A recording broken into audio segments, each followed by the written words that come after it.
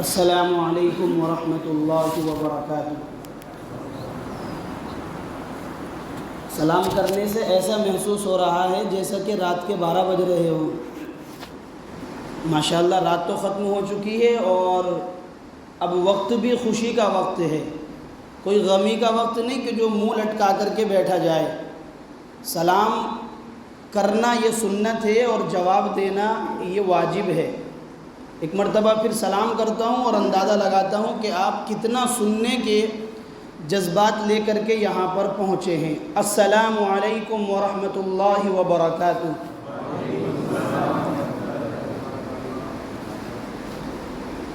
الحمد للہ وحدہ والصلاة والسلام علی من لا نبی بعدہ، اما بعد فقد قال اللہ تبارک وتعالی في كلامه المجيد والفرقان الحميد، فأعوذ بالله من الشيطان الرجيم، بسم الله الرحمن الرحيم، لن ينال الله لحومها ولا دماؤها ولكن يناله التقوى منكم۔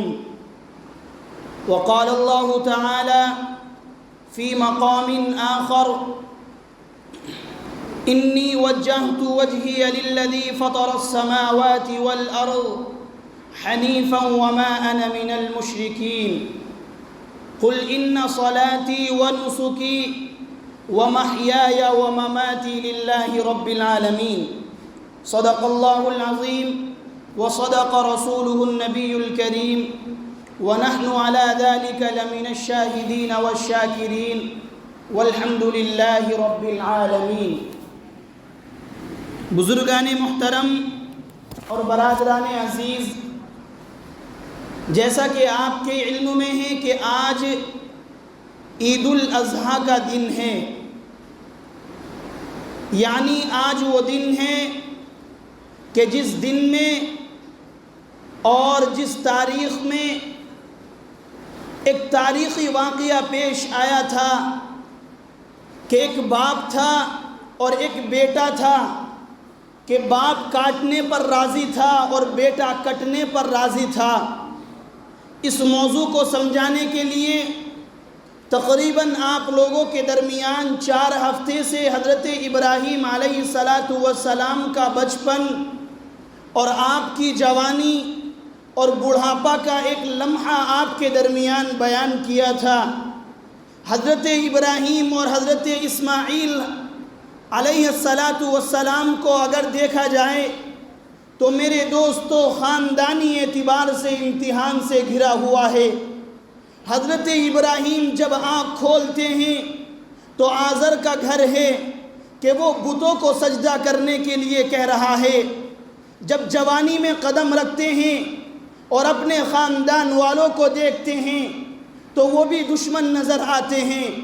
جب وہ بادشاہ کی طرف دیکھتے ہیں اور بادشاہ کی طرف غور و فکر کرتے ہیں تو میرے دوستو تاریخ بتاتی ہے کہ اس بادشاہ نے بھی حضرت ابراہیم سے دشمنی نکالنے کی کوشش کی، اور جب شادی کا وقت آتا ہے اور حضرت ابراہیم علیہ السلام کے ساتھ حضرت سارہ ہوتی ہیں تو اس وقت حضرت سارہ تو حضرت ابراہیم کے شانہ بشانہ رہتی ہیں، لیکن اس وقت غیر ممالک کے بادشاہ بھی حضرت ابراہیم کے دشمن نظر آتے ہیں۔ اب بڑھاپے کا وقت آتا ہے، ذرا سوچو کہ اب تلک ان کا ساتھ دینے والا کوئی نہیں، خاندان والا کوئی نہیں، قبیلے والا کوئی نہیں، ملک والا کوئی نہیں، بادشاہ نہیں ہیں۔ اب 85 اور 86 سال کی عمر ہے۔ حضرت ابراہیم اپنے رب کی بارگاہ میں ہاتھ پھیلاتے ہیں اور پھیلانے کے بعد میں کہتے ہیں کہ اے میرے رب، مجھے کوئی بیٹا عطا کر دے، مجھے کوئی نیک صالح اولاد عطا کر دے۔ کیوں؟ آپ خود سوچ سکتے ہیں، وہ بندہ کہ جس بندے کا بچپن امتحان میں گزرا ہو، دشمنائی میں گزرا ہو، جوانی بڑی امتحانات میں گزری ہوں، اب بڑھاپا آ گیا ہے، اب وہ اپنا سہارا چاہتا ہے اور اللہ رب العزت سے دعا طلب کر رہا، دعائیں مانگ رہا ہے۔ حضرت ابراہیم علیہ السلام کی دعا کو بھی قبول کیا گیا۔ ان 4 جمعوں کے اندر یہ تمام موضوع آپ کے درمیان تفصیلاً بیان کیا. اس وقت صرف اشارہ کر رہا ہوں.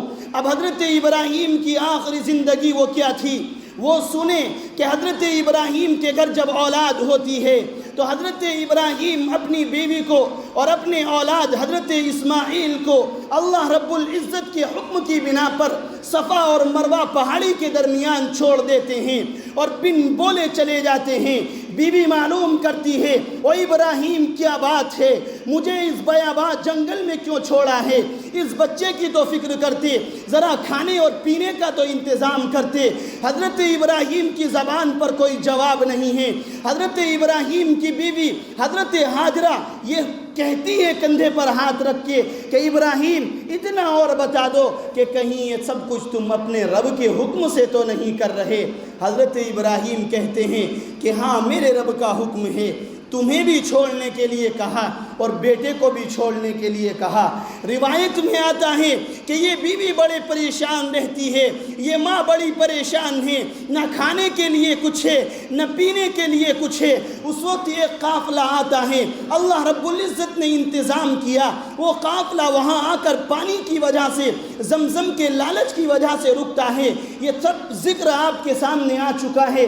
یہ قافلہ حضرت اسماعیل کی پرورش میں لگتا ہے, پرورش کرتا ہے. ایک روایت میں آتا ہے کہ 7 سال, ایک میں 8 سال, ایک میں 12, 13 اور 14 سال, یہ چند روایتیں کتابوں کے اندر لکھی ہوئی ہیں. اتنے سال کے بعد حضرت ابراہیم اپنے گھر کی طرف روانہ ہے جہاں حضرت ہاجرہ اور اسماعیل کو چھوڑا تھا. آج اسی بیابان جنگل کی طرف حضرت ابراہیم جا رہے ہیں. لیکن میرے دوستو جانا کیسے ہو رہا ہے؟ جانا ایسے ہو رہا ہے کہ اللہ رب العزت نے 7ویں تاریخ میں یہ خواب دکھایا کہ ابراہیم جو تمہیں زندگی میں سب سے زیادہ پسند ہو وہ میری بارگاہ میں قربان کر دو. حضرت ابراہیم اٹھتے ہیں اور اٹھنے کے بعد تقریباً 100 اونٹوں کو قربان کرتے ہیں. اب رات آتی ہے, لیٹ جاتے ہیں. پھر رات میں کیا دیکھتے ہیں کہ اللہ رب العزت قربانی طلب کر رہا ہے. 8ویں تاریخ ہے اسی مہینے کی. حضرت ابراہیم اٹھتے ہیں اور اٹھنے کے بعد پھر 100 اونٹ خدا کی راہ میں ذبح کرتے ہیں. 9ویں تاریخ آتی ہے, حضرت ابراہیم پھر خواب دیکھ رہے ہیں کہ ابراہیم میری راہ میں قربانی پیش کرو, میری راہ میں صدقہ پیش کرو. حضرت ابراہیم اٹھتے ہیں اور اٹھنے کے بعد پھر 100 اونٹ ذبح کرتے ہیں. اب 9ویں تاریخ کے اندر حضرت ابراہیم خواب دیکھ رہے ہیں اور خواب میں اللہ رب العزت فرما رہا کہ او ابراہیم تمہیں جو سب سے زیادہ پسند ہو وہ میری بارگاہ میں قربان کرو. اب حضرت ابراہیم ہے, ہاجرہ ہے, اسماعیل ہے. حضرت ابراہیم کو معلوم ہے کہ اس وقت دل کے اندر اگر کسی نے جگہ پکڑ رکھی ہے تو وہ اسماعیل کی محبت ہے. حضرت ابراہیم بیوی کے پاس پہنچتے ہیں اور پہنچنے کے بعد کہتے ہیں, چھری کو تیار کر رہے ہیں نیچے نیچے, اور بیوی سے کہتے ہیں کہ او ہاجرہ اسماعیل کو کپڑے پہنا دو, اسماعیل کو تیار کر دو. 12-13 سال کی مشکل سے عمر ہے. ہاجرہ کہتی ہے کہ ابراہیم کیا بات ہے, کیوں تیاری کرائی جا رہی ہے؟ حضرت ابراہیم علیہ السلام کہتے ہیں کہ اپنے پیارے دوست سے ملوانے لے جا رہا ہوں. کیوں؟ اس لیے کہ اللہ رب العزت نے حضرت ابراہیم کو خلیل اللہ کا لقب دیا تھا. خلیل دوست کو کہا جاتا ہے. کہا کہ اپنے دوست سے ملوانے لے جا رہا ہوں. یہ تیار کر دیتی ہے, نیا جوڑا پہنا دیتی ہے. حضرت ابراہیم ایک طرف سے اسماعیل کی انگلی پکڑ کر کے لے جا رہے ہیں, دوسری طرف بغل کے اندر چھری اور چاقو کو دبا رکھا ہے, رسیاں دبا رکھی ہیں, لے جا رہے ہیں اور مینا کی وادی میں پہنچتے ہیں. پہنچنے کے بعد میں حضرت اسماعیل سے گفتگو شروع کرتے ہیں اور کہتے ہیں او اسماعیل میں معلوم کرنا چاہتا ہوں کہ مجھے رب کی طرف سے حکم ہے, رب نے فرمایا ہے کہ تم اسماعیل کی قربانی پیش کرو. اے اسماعیل میں معلوم کرنا چاہتا ہوں کہ تیری اس میں کیا رائے ہے, تیری اس میں کیا رائے ہے؟ شیطان دیکھتا ہے کہ اس جیسا دن قیامت تک نہیں آ سکتا کہ ایک باپ اپنے بیٹے کے گردن پر چھری پھیر دے, اور 86-87 سال کی عمر ہے, بوڑھا باپ ہے, بال سفید ہے, ایک اولاد ہے، ایسا دن کبھی تاریخ میں واپس نہیں آ سکتا۔ شیطان ابراہیم کے پاس آتا ہے، ابراہیم سے کہتا ہے، وہ ابراہیم یہ تو بتا کہ رب کو راضی کرنے کے کیا اور طریقے نہیں ہیں؟ بھلا اور طریقے کہاں چلے گئے؟ کسی اور طریقے سے رب کو راضی کر لے۔ بچے کو چھوڑ دے، کیوں معصوم بچے کے گردن پر چھری چلا رہا؟ حضرت ابراہیم کہتے ہیں، وہ کہتا ہے شیطان کے بڑھاپے میں اولاد ملی، ان کو ورغلاتا ہے۔ حضرت ابراہیم کہتے ہیں کہ او ابلیس، اگر اس جیسے 100 اسماعیل بھی ہوں اور رب قربانی کے لیے کہہ دے کہ میں 100 کے 100 اسماعیل کو خدا کے نام پر ذبح کر دوں گا۔ شیطان سوچتا ہے کرنا ہے تو کیا کرنا ہے۔ حضرت ابراہیم کنکری مارتے ہیں اٹھا کر کے، اس کے بعد اسماعیل کے پاس آتا ہے اور اسماعیل کے کانوں میں آ کر کے کہتا ہے، اور اسماعیل ذرا سوچ کہ آج تیرے باپ تیری گردن پر چھری پھیرنے والا ہے، ذرا سوچ آج کرنا کیا ہے۔ اسماعیل کہتے ہیں آج سے پہلے بھی کسی باپ نے اپنی اولاد کی گردن پر چھری پھیری ہوگی؟ تو یہ شیطان کہتا ہے کہ ابراہیم مجبور ہے۔ کہا کہ مجبوری کس چیز کی؟ کہا کہ مجبور اس لیے ہیں کہ یہ حکم اس کو رب نے دیا ہے۔ اسماعیل کہتے ہیں کہ آج اگر میرے ایک ایک روئے میں جسم کے بال کی ایک ایک جڑ کے اندر اگر الگ الگ روح خدا رکھ دے اور خدا کے نام پر مجھے پیش کرنی پڑے، میں اس کے لیے بھی راضی ہوں۔ شیطان سوچتا ہے کرنا ہے تو کیا کرنا ہے۔ شیطان بھی جانتا ہے کہ اگر رشتے میں اور دل کے اعتبار سے سب سے کمزور ہوتی ہے تو وہ ماں ہوتی ہے۔ ماں کے پاس آتا ہے، ہاجرہ سے کہتا ہے کہ اسماعیل کو آج ابراہیم لے کر کہاں گئے ہیں؟ ہاجرہ کہتی ہے اپنے دوست سے ملوانے کے لیے۔ تو شیطان کہتا ہے کہ دوست سے ملاقات نہیں بلکہ وہ اس کی گردن پر چھری پھیرنے کے لیے لے کر کے گیا ہے۔ ہاجرہ کہتی ہے بھلا کوئی باپ اپنے بیٹے کی گردن کاٹ سکتا ہے اور بڑھاپے کے عالم میں اولاد ملی؟ شیطان سوچتا ہے کرنا تو کیا کرنا ہے۔ شیطان کھل جاتا ہے اور کہتا ہے ہاجرہ تجھے معلوم نہیں یہ سب کچھ اس کا رب کروا رہا ہے۔ حضرت ہاجرہ رونے لگتی ہے۔ شیطان سوچتا ہے کہ میں کامیاب ہو گیا۔ حضرت ہاجرہ ہاتھ اٹھاتی ہے اور اٹھانے کے بعد میں کہتی ہے او ابراہیم مجھے تنہا کیوں چھوڑ گئے؟ اگر خدا نے قربانی مانگی تھی تمہیں گردن پر چھری پھیرنی تھی، ہاجرہ کو تو ساتھ لے لیتے، گردن پر چھری تم پھیرتے۔ پاس میں کھڑے ہو کر قبولیت کی دعا یہ ہاجرہ کرتی اور کنکری مار دیتی ہیں۔ شیطان وہاں سے بھی نکل جاتا ہے۔ شیطان پریشان ہے۔ حضرت ابراہیم اب اسماعیل سے معلوم کرتے ہیں، کہتے ہیں کہ میرے رب نے مجھے حکم دیا ہے کہ میں تمہیں ذبح کروں، تمہاری اس میں کیا رائے ہے؟ فانظر ماذا تری، اے اسماعیل یہ تو بتا کہ تیری رائے کیا ہے۔ میرے دوستو اگر میرے یا تمہارے جیسی وہ اولاد ہوتی تو وہ چہرے کو پڑھتی کہ اے میرے باپ تو میرے گردن پہ کیسے چھری پھیر رہا، کن ہاتھوں سے تو یہ پھیر رہا، کس دل سے تو نے یہ فیصلہ کر لیا؟ نہیں میرے دوستو، آج کل تو یہ ہوتا ہے کہ باپ اگر بڑے بیٹے کو کم سمجھ رہا، چھوٹے بیٹے سے محبت زیادہ کر رہا ہے تو اولاد کی نگاہ میں باپ کی عظمت میں فرق آ جاتا ہے کہ مجھے ایک نگاہ سے دیکھا جا رہا، دوسرے کو دوسری نگاہ سے۔ لیکن اسماعیل ان چوڑوں چرا کرنے والوں میں نہیں، بلکہ اسماعیل نے کیا کہا جب کہا فانظر ماذا تری کہ کیا کرنا ہے، آپ ذرا اپنی رائے پیش کیے۔ تو حضرت اسماعیل کہتے ہیں یا ابت افعل ما تؤمر، یا ابت اے میرے ابا جان، کوئی غلط لفظ نہیں کہا، بڑے پیار سے کہہ رہے ہیں اے میرے ابا جان، یا ابا افعل ما تؤمر کہ اے میرے باپ جو چاہے آپ وہ کر لیں۔ تو بیٹا تم بھی کیا کرو کہ ذرا یہ تو بتاؤ اس کے انتقام میں۔ کہا کہ ستجدنی انشاءاللہ من الصابرین، کہ اگر اللہ نے چاہا تو مجھے آپ صبر کرنے والوں میں پاؤ گے، مجھے صبر کرنے والوں میں پاؤ گے۔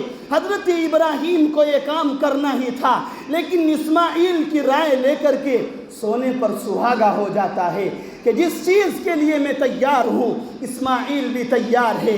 حضرت ابراہیم دیکھ رہے ہیں اس کی پیشانی میں محمد کا نور ہے۔ کیوں؟ اس لیے کہ میرا اور آپ کا نبی حضرت اسماعیل علیہ السلام کی نسل سے ہیں، نبوت کا نور پیشانی میں نظر آتا ہے۔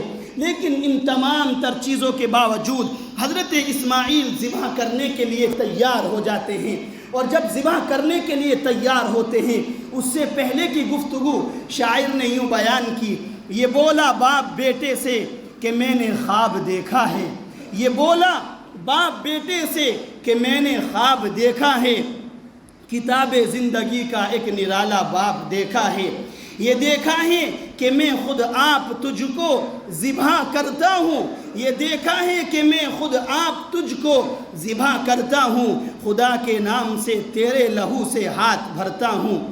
کہاں فرزند نے اے باپ میرے اسماعیل حاضر ہے، کہاں فرزند نے اے باپ اسماعیل حاضر ہے، خدا کے حکم پر بیٹا پے تعمیل حاضر ہے، مگر آنکھوں سے اپنی آپ پٹی باندھ لیجئے گا۔ کیوں؟ جب گردن پر چھری پھر رہی ہوگی کہیں ایسا نہ ہو کہ صورت سے صورت ٹکرائیں، نگاہ سے نگاہ ملے، اور کہیں ایسا نہ ہو کہ ہاتھ کانپ جائے۔ کہاں؟ مگر آنکھوں سے اپنی آپ پٹی باندھ لیجئے گا، میرے پیروں میں اور ہاتھوں میں رسی باندھ لیجئے گا، کہیں ایسا نہ ہو صورت پہ میری رحم آ جائے، کہیں ایسا نہ ہو صورت پہ میری رحم آ جائے، مبادا میں تڑپ کر چھوٹ جاؤں ہاتھ تھرائے۔ حضرت اسماعیل کہہ رہے ہیں کہ میرے ہاتھ اور پاؤں میں رسی باندھ لیجئے اور اپنے چہرے پر آپ پٹی باندھ لیجئے۔ مختصر کر کے کہتا ہوں، حضرت ابراہیم نے لٹایا، لٹانے کے بعد اسماعیل کہتا ہے ہاتھ اور پاؤں سے رسی بندھی ہوئی ہے، کہتا ہے اے میرے باپ رک جاؤ، ذرا رک جاؤ۔ حضرت ابراہیم گھبرا جاتے ہیں کہ کہیں ایسا تو نہیں کہ اسماعیل کا ارادہ تبدیل ہو گیا۔ حضرت ابراہیم کہتے ہیں بیٹا کیا ہوا؟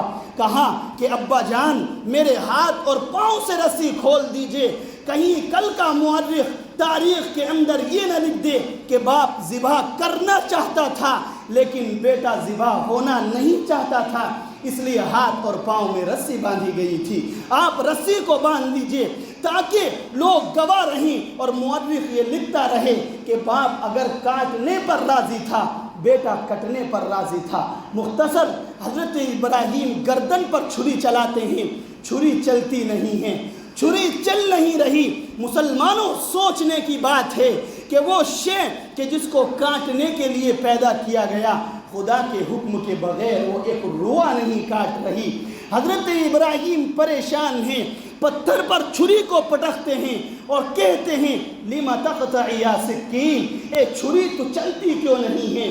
چھری زبان حال سے کہتی ہے الخلیل یأمرنی والجلیل ینہانی، کہ ابراہیم تو خلیل ہے، تو نے کاٹنے کو کہا لیکن رب جلیل نے کاٹنے سے مجھے اس طرح روک دیا جیسا کہ تمہارا بچپن تھا، تم آگ میں ڈالے جا رہے تھے، آگ کو حکم ہو چکا تھا کہ ابراہیم کا روا بھی نہ جل جائے، آج مجھے بھی وہ حکم ہے کہ اسماعیل کا روا بھی نہ کٹ جائے۔ حضرت ابراہیم پریشان ہیں، چھری کو گردن پر رکھ کر اپنے پورے جسم کا وزن جما دیتے ہیں، آنکھوں سے ابراہیم کے پٹی بندھی ہوئی ہے۔ اچانک ہوتا کیا ہے؟ چھری چلتی ہے، خون بہتا ہے، ابراہیم خوش ہو جاتے ہیں، آنکھوں سے پٹی اتارتے ہیں تو دیکھتے ہیں کہ برابر میں اسماعیل کھڑے ہوئے ہنس رہے، اور گردن پر جو چھری چلی تھی وہ دمبا تھا۔ حضرت جبریل امین پاس میں کھڑے ہوئے تھے۔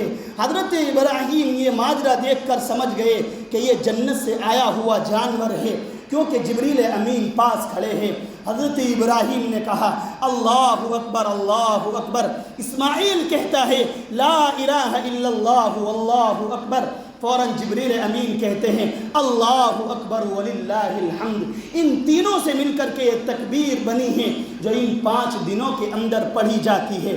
میرے دوستو، قربانی کرنے کا مقصد یہ ہے کہ عقل چاہے کچھ بھی کہے، رب کے حکم پر عمل کرنا ہے، انجام کو نہیں سوچنا، ہونا کیا ہے۔ رب نے جس موقع پر جو حکم دیا ہے اس پر عمل کیا جائے، اسی چیز کا نام بندگی ہے۔ وقت بہت ہو چکا، دعا کیجئے جو کچھ کہا گیا اللہ رب العزت اس پر عمل کی توفیق اور طاقت عطا فرمائے، ہماری زندگی نبی کے زندگی کے مطابق ہمیں گزارنے کی توفیق عطا فرمائے۔ یہ خوشی کا دن رب نے ہمیں عطا کیا ہے، دعا کرے کہ پورے عالم میں یہ خوشی کا دن رہے، خوشی کا دن رہے۔ شیاطین کے مکر و فریب سے اللہ رب العزت تمام انسانوں کی حفاظت فرمائے۔ صرف نماز کا طریقہ سن لے، اس کے بعد نماز ادا کی جائے گی، مختصر سا خطبہ ہوگا، اس کے بعد نماز مکمل ہو جائے گی۔ خطبہ سننے تک سب حضرات یہاں موجود رہیں، نماز کا طریقہ سن لیں۔ نماز کا طریقہ یہ ہے کہ یہ 2 رکعت نماز واجب ہوتی ہے اور اس کے اندر 6 زائد تکبیر ہوتی ہے۔ آسان الفاظ میں 3 تکبیر پہلی رکعت میں قراءت سے پہلے ہوتی ہے اور 3 تکبیر دوسری رکعت میں قراءت کے بعد ہوتی ہے۔ یعنی ہم کھڑے ہوں گے، کھڑے ہونے کے بعد سب سے پہلے نیت کریں گے۔ نیت میں نے آپ کو کئی مرتبہ بتا چکا ہوں کہ نیت دل کا ارادہ ہے۔ آپ دل سے اتنا سوچ لیں کہ 2 رکعت نماز واجب عید الاضحیٰ میں ادا کر رہا ہوں، امام کے پیچھے آپ کی نماز ہو جائے گی۔ آپ نیت باندھیں گے، طریقہ سن لیں، اللہ اکبر کہہ کر نیت باندھیں گے، اس کے بعد ثنا پڑھی جائے گی۔ ثنا پڑھنے کے بعد میں پھر 3 تکبیر کہی جائے گی۔ کرنا یہ ہے کہ ان تینوں تکبیر میں ہاتھ اٹھیں گے کانوں طرف اور چھوڑ دیے جائیں گے۔ 2 تکبیروں میں اللہ اکبر آپ شروع سے لیں گے، ثنا پڑھنے سے ثنا کس وقت پڑھی جائے گی؟ اللہ اکبر کہہ کر نیت باندھ دیں گے، ثنا پڑھی جائے گی۔ ثنا پڑھنے کے بعد آپ ہاتھ اٹھائیں گے اللہ اکبر کہتے ہوئے، اللہ اکبر، اب ہاتھوں کو چھوڑ دیں گے، پھر کہیں گے اللہ اکبر، ہاتھوں کو چھوڑ دیں گے۔ اس کے بعد تیسری تکبیر جب ہوگی تو آپ ہاتھوں کو اٹھا کر کے چھوڑیں گے نہیں بلکہ باندھ لیں گے، یہ پہلی رکعت میں ہوگا۔ اس کے بعد وہ قرات ہوگی، الحمد شریف ہوگی، سورت ملائی جائے گی، رکعت مکمل کر لی جائے گی۔ دوسری رکعت کے لیے کھڑے ہوں گے، اس کا طریقہ یہ ہوگا، نیت باندھ لیا آپ نے کھڑے ہو کر کے، قرات ہوگی، قرات ہونے کے بعد رکوع میں جانے سے پہلے آپ رکے رہیں، اس وقت 4 تکبیر ہوگی، 3 تکبیروں میں ہاتھ اٹھا کر کے چھوڑنا ہے اور 4تھی تکبیر میں رکوع میں جانا ہے۔ طریقہ یہ ہوگا کہ کھڑے ہو گئے اور اس کے بعد سورت ہو گئی، قرات ہو گئی، اب آپ ہاتھ اٹھائیں گے تکبیر کہتے ہوئے اللہ اکبر اور ہاتھوں کو چھوڑ دیں گے، پھر اٹھائیں گے اللہ اکبر، ہاتھوں کو چھوڑ دیں گے، پھر اٹھائیں گے اللہ اکبر، ہاتھوں کو چھوڑ دیں گے اور 4تھی تکبیر کہتے ہوئے رکوع میں چلے جائیں گے۔ یاد رکھیں اس نماز میں اگر کچھ بھی کمی ہوتی ہے تو پیچھے سے کوئی لقمہ نہ دے، اس کو کیسے صحیح کرنا ہے وہ میرے اوپر ہوگا۔